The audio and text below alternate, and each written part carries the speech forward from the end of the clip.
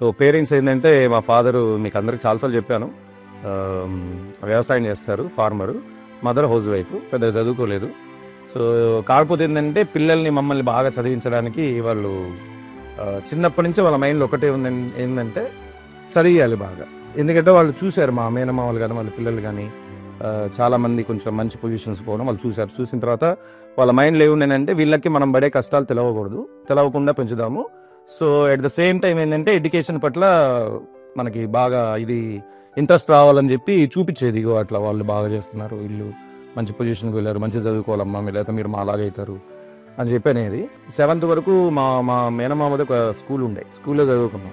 అప్పుడు 7th class కూడా public exams ఉండే. అప్పుడు 7th క్లాస్లో నేను మండల్ ఫస్ట్ వచ్చిన. ఆ మండల్లో అప్పుడు తెలిసింది ఆచా ఈ మండల్ ఫస్ట్లు ఇట్లా ఉంటాయి, స్కూల్ కాంపిటీషన్స్ మనకు తెలుసు. తర్వాత వాళ్ళు 8th, 9th, 10th గవర్నమెంట్ స్కూల్లో చదువుకున్నా, జెడ్పిహెచ్ఎస్ తేగిపల్లి. అక్కడ 10th క్లాస్లో కూడా మళ్ళీ నేను మండల్ ఫస్ట్ వచ్చాను. దాని తర్వాత ఏంటంటే నన్ను అక్కడి నుంచి ఇంటర్లో ఫీజు తీసేసి ఫ్రీగా జాయిన్ చేయించుకున్నారు. Inter first year, second year with hostel. నేను ఏ స్కూల్లో గవర్నమెంట్ స్కూల్ చదువుకున్నాను కదా, ఆ స్కూల్ ఎక్కడ కూడా మా నాన్నకు తెలియదు. ఇంట్లో పరిస్థితులు చూసి ఏంటంటే ఎప్పుడైనా ఒక ఎగ్జామ్ రాయాలి, వెంటనే ఒక జాబ్ గుర్తేసేయాలి, ఇదే మైండ్ సెట్ ఉండే. సో నేను ఎప్పుడైతే గ్రాడ్యుయేషన్ లోకి పోయినా వెంటనే ఇండియన్ ఎయిర్ ఫోర్స్ కి సిడిఎస్సి ఎగ్జామ్ అనమాట రాశాను. అప్పుడు దాంట్లో క్వాలిఫై అయినా తర్వాత హైదరాబాద్ కూడా ఎగ్జామ్ రాయాల్సి వచ్చింది. అప్పుడు ఫస్ట్ టైం నేను హైదరాబాద్ చూడడం, ఇంటికి కాల్ లెటర్ వచ్చింది, మీరు వన్ వర్డ్. 2007లో ఫస్ట్ సార్ హైదరాబాద్ వచ్చారు. 2025లో హైదరాబాద్ లో మీకు తెలుసలేదు, మాదాపూర్ లో సిఇఓ బ్యాచ్ ఏదైతే ఉందో ఆల్ ఇండియా లెవెల్లో అందరు పిల్లలు అక్కడ ఉంటారు. ఆ మాదాపూర్ లో ఉన్న సిఇఓ బ్రాంచ్ కి సార్ ఇప్పుడు హెడ్. సో 2007లో ఫస్ట్ టైం వచ్చారు, కానీ ఇప్పుడు 2025లో అదే హైదరాబాద్ లో ఉన్న not only Madhapur but all centres, AP తెలంగాణలో ఉన్న అన్ని సెంటర్స్ కి sir academic director and Madhapur CEO కి మాత్రం పర్సనల్ గా హెడ్ అనమాట sir. So we are very happy sir for you. Journey sir, long journey, long journey. 2077 to 2025. So దాని తర్వాత జాబ్ కాల్ లెటర్ వచ్చింది, వెళ్ళాము. వెళ్ళిన తర్వాత మళ్ళీ మెడికల్ టెస్ట్లు ఇంకా ఉంటాయి చేసి తర్వాత తీసుకెళ్ళిపోయారు. నేను ఎక్కడికి పోతున్నా నాకు తెలియదు, మా పేరెంట్స్ తెలియదు, మొబైల్ ఉండకూడదు మా దగ్గర, తీసేసుకున్నారు. సో అక్కడికి వెళ్ళిన తర్వాత అక్కడ ఇంటరాక్ట్ అయ్యాను చాలా మంది తోటి, మా సీనియర్స్ తోటి అంతా మాట్లాడిన తర్వాత అప్పుడు నాకు అనిపించింది ఏంటంటే నేను ఫస్ట్ బెల్గాంలో వర్క్ చేశాను, బెల్గాంలో ట్రైనింగ్ జరిగింది. దాని తర్వాత చెన్నైకి ట్రాన్స్ఫర్ అయింది. సో దాని తర్వాత మళ్ళీ వేరే దగ్గరికి ట్రాన్స్ఫర్ అని అన్నారు. సో అడిగాను నేను, ఏంది ట్రాన్స్ఫర్ లేదంటే నాకు మా ఇంటి దగ్గరే ఉండాలని ఉంది, మరి మా ఇంటి దగ్గర ట్రాన్స్ఫర్ చేస్తారా అని అంటే అట్లా ఉండమమ్మా, ఎయిర్ ఫోర్స్ అంటే అన్ని సిటీస్లో ఉన్నాను, కొన్ని సిటీలలో ఉంటాయి, ఉన్న దగ్గరికి ట్రాన్స్ఫర్ చేస్తారు, 2-3 ఇయర్స్కి ఒకసారి కంటిన్యూస్గా ట్రాన్స్ఫర్ అవుతూ ఉంటుంది అని చెప్పారు. అయితే అప్పుడు డిసిషన్ తీసుకున్నాను అనమాట, మనం ఇట్లా ఉండలేము. ఎందుకంటే నేను పేరెంట్స్ తోటి అంత అటాచ్మెంట్ తోటి ఉండేది. నేను హాస్టల్లో ఉన్నా కానీ వెంటనే ఇంటికి వచ్చి పోతూ ఉండే, 15 డేస్కి ఒకసారి ఇంటికి వచ్చి వెళ్తూ ఉండే. అది చాలా నాకు ప్రాబ్లం అది. అప్పుడు ఆ సెంట్రల్ గవర్నమెంట్ జాబ్ కూడా నేను రిజైన్ చేయడం జరిగింది. 1.5 year వర్క్ చేసిన. దాని తర్వాత మళ్ళీ బయటకు వచ్చిన తర్వాత అప్పుడు ఈ ఐఐటి గురించి తెలుసుకుని, అంటే మనం ఆ టైంలో ఏంటంటే చాలామంది ఉద్యోగం వచ్చిందన్నప్పుడు చాలామంది నన్ను పొగిడారు, మా ఫ్యామిలీస్లో కానీ బంధువులలో కానీ ఫ్రెండ్స్లో కానీ. ఎప్పుడైతే వదిలిపెట్టి వచ్చిందో వస్తున్నప్పుడు ఇంకా అది నెగిటివ్ అయింది. ఇప్పుడు వీడికి చేత కాదు, వదిలిపెట్టి వచ్చేసాడు, ఇట్లా నెగిటివ్ అయింది. అప్పుడు నేను అనుకున్నా ఏంటంటే దీనికంటే ఏదన్నా గట్టిది కొట్టి చూపించాలి, సచ్ దట్ వీళ్ళందరూ కూడా ఇది మర్చిపోవాలి, ఏదైతే బాగుండదని ఫస్ట్ క్యాట్ ఎగ్జామ్కి పోదామని చెప్పిపోయా. కమ్యూనికేషన్ స్కిల్స్ చూసి మన ఊరు నుంచి వచ్చినాం కదా, 10th క్లాస్ ఇంటర్ వచ్చిన ఊళ్ళో చదువుకున్నాం, అంత స్ట్రాంగ్ లేవు, మీరు సెలెక్ట్ అవ్వడం చాలా కష్టము. అప్పుడు జస్ట్ మనకి 6 months మాత్రమే ఉండే.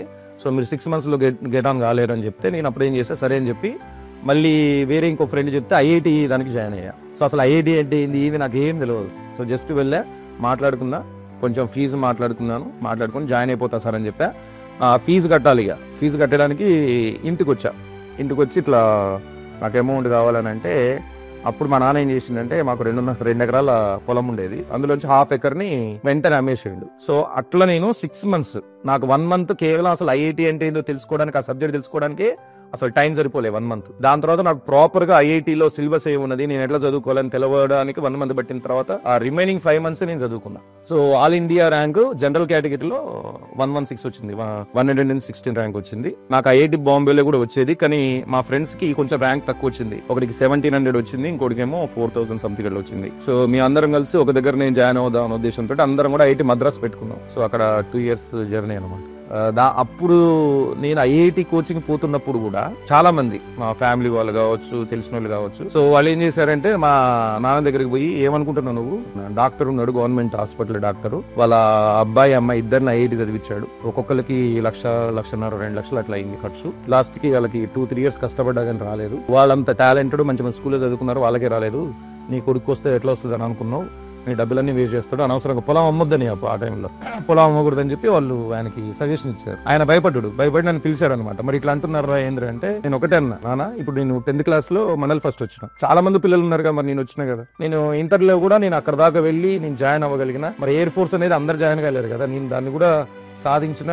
సో ఈ ఒక్క ఛాన్స్ నాకు ఇవ్వండి, ప్రూవ్ చేసుకుంటా. ఒకవేళ కాలేదనుకోండి, మీరు ఏ పని చెప్తే నేను ఆ పని చేస్తా, మీరు ఏది చేయమంటే అది చేస్తా అని అంటే, మా అమ్మ నాన్న కూర్చొని లేదు ఒక ఛాన్స్ ఇవ్వాలి వాడికి, ఎందుకంటే వాడు చేద్దామని అనుకుంటున్నప్పుడు మనం ఆపడం తప్పని చెప్పి వాళ్ళు, ఎందుకంటే ఎడ్యుకేషన్ కి ఎక్కువ ఇంపార్టెన్స్ ఇస్తారు స్టార్టింగ్ నుంచి. ఓకే అని చెప్పి ఆ పొలం అప్పుడు అమ్మారు వాళ్ళు. నా ఫ్రెండ్స్ కూడా చాలా మంది సినిమాలకు పోయేటోళ్ళు, లేకపోతే షికార్లకు పోయేటోళ్ళు, కొద్దిగా పార్క్ లో కూర్చుందాం అని చెప్పి అట్లా తిరిగేటోళ్ళే. కానీ మనం ఏంటంటే చాలా కంట్రోల్డ్ గా ఉన్న టైం ని ప్రాపర్ గా యూటిలైజ్ చేసుకోవాలి. ఎందుకంటే చదువుతున్నన్ని రోజులు కూడా నా మైండ్ లో ఏముండేదంటే, మనం నమ్మి ఇక్కడ దాకా పంపించారని చెప్పి రిగరస్ గా వర్క్ చేసినా ఇన్స్టిట్యూషన్ లోనే పడుకునేటోళ్ళం. టైంకి ఒక్కోసారి అన్నం కూడా తినడానికి వెళ్ళేది కాదు, ఎందుకంటే ఒకసారి సబ్జెక్ట్ మీద కూర్చొని అది అంతా వచ్చేదాకా నేర్చుకుంటా ఉంటే ఒకసారి మనకు తెలిసేది కూడా కాదు.